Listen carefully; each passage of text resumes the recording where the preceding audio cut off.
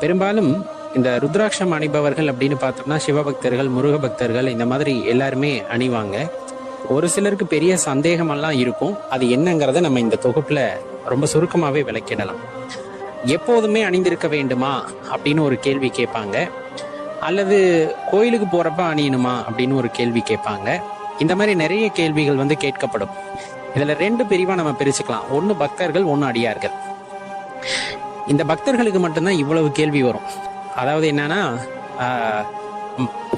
நம்ம இப்ப எப்பவுமே தூங்கும் போது அணிந்து கொள்ளலாமா, பெரிய காரியத்துக்கு போகும்போது அணிந்து கொள்ளலாமா, தீட்டு தடங்கான இடத்துக்கு போகும்போது அணிந்து கொள்ளலாமா, இந்த மாதிரி கேள்விகள் கேட்பது பெரும்பாலும் பக்தர்களாக இருப்பார்கள். அடியார்கள் இந்த கேள்வி எதையுமே கேட்க மாட்டாங்க. தெளிவா தெரிஞ்சுக்குங்க. அதே போல இந்த 5 முகம் அணிவது, 6 முகம் அணிவது, இந்த மாதிரி முகங்கள் கணக்குமே பாத்தீங்கன்னா பக்தர்கள் மட்டும்தான் கேட்கக்கூடிய கேள்வி, அடியார்கள் கேட்க மாட்டாங்க. இப்ப இதுல இருந்தே நீங்க தெளிவா தெரிஞ்சுக்கலாம், இந்த ருத்ராட்சம் அணிவது அப்படிங்கிறது பொதுவானது. நீங்க இப்ப பக்தர்களாக இருந்தா மனசுக்குள்ள இத்தனை கேள்வியும் உங்களுக்கு வரும். ஏன்னா அதை பத்தின ஒரு தெளிவு இல்லாதனால நம்ம கேட்கிறோம், இங்க அணியலாமா, அங்க அணியலாமா, எத்தனை முகம் அணிய வேண்டும், இப்படி. ஆனா அடியார்களை பொறுத்தளவு எல்லாமே சிவம் தான், எல்லாமே முருகர் தான் அப்படின்னு வந்ததுக்கு அப்புறம் அவங்க மனசுல இந்த கேள்வி எதுவுமே வராது. அப்போ அவங்க எப்பவுமே அணிஞ்சிருப்பாங்க. எத்தனை முகம் அப்படிங்கிறதெல்லாம் பார்க்க மாட்டாங்க. ருத்ராட்சமே பரிசுத்தம், அதுவே பெரிய வரம் அப்படிங்கிறனால அது எத்தனை முகம் கிடைச்சாலும் சரி அதை வாங்கி அணிந்து கொள்வார்கள்.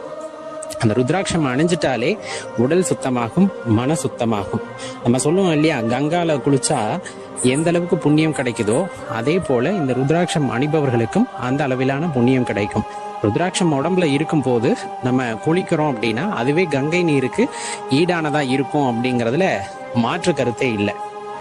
அப்ப காலையில ஜபம் பண்ணும் போது மட்டும் பயன்படுத்தலாமா, இரவு ஜபம் பண்ணும் போது பயன்படுத்த, அது அவரவர் இஷ்டம். தெளிவா சொல்லப்பட்டது என்னன்னா, முடிஞ்ச அளவுக்கு பக்தர்கள் அப்படிங்கிற அந்த ஒரு பெரிய நிலையில இருந்து அடியார் என்ற உயரிய நிலைக்கு வாருங்கள். பக்தர்கள் ஏதேனும் எதிர்பார்த்து இறைவனிடம் கேட்பார்கள், அடியார்கள் இறைவனையே எதிர்பார்த்து இறைவனிடம் கேட்பார்கள். அவருடைய அன்பு, கருணை அப்படிங்கிறத எதிர்பார்த்து. இந்த 2ல நீங்க எப்படி இருக்கணும்னு விரும்புறீங்கன்னு யோசிப்பார். பக்தர்களாக ஆரம்பத்தில் இருக்கலாம், ஆனா தொடர்ந்து பக்தராகவே இருக்கிறத விட ஒரு படி மேல போய் அடியாரா மாறுறது இன்னும் சிறப்பு. ஏன்னா இறைவனை உணர வேண்டும் என்ற எண்ணம் வரும். அவரை உணர வேண்டும் என்றால் என்ன வேணாலும் பண்ணலாம் இல்லையா, அவருக்காக மந்திர ஜபம் செய்யறது, அவரையே நினைச்சிருக்கிறது. அப்ப இந்த ருத்ராட்சம் அதுல ஒரு பகுதி. அப்ப அதை அணிஞ்சுக்கலாம். அதுக்கு தீட்டு கிடையாது, தடங்கு கிடையாது. அதை நீங்க நினைச்சிட்டீங்க அப்படின்னா இது தீட்டாயிடுச்சுன்னு நினைச்சா அது தீட்டு தான். அடியாரானதுக்கு அப்புறம் பாத்தீங்கன்னா அந்த எண்ணம் எதுவுமே இருக்காது. தீட்டுங்கிறதே இந்த உலகத்துல எதுவும் கிடையாது அப்படின்னா, ஏன்னா இந்த உடம்பே தீட்டு அப்படிங்கிறது தெளிவா தெரிஞ்சதுக்கு அப்புறமா நம்ம இதை பத்தி யோசிக்கவே மாட்டோம். அப்ப எல்லோருமே அணியக்கூடியது அப்படின்னு சொன்னோம்னா ருத்ராட்சம். அதை விருப்பு வெறுப்பின்றி இறைவனை நினைத்து, அதாவது சிவபெருமானை நினைச்சு எல்லாருமே கழுத்துல அணிஞ்சுக்குங்க. அது ஒரு உயரிய நிலையை நோக்கி நம்மை அழைத்து செல்லும்.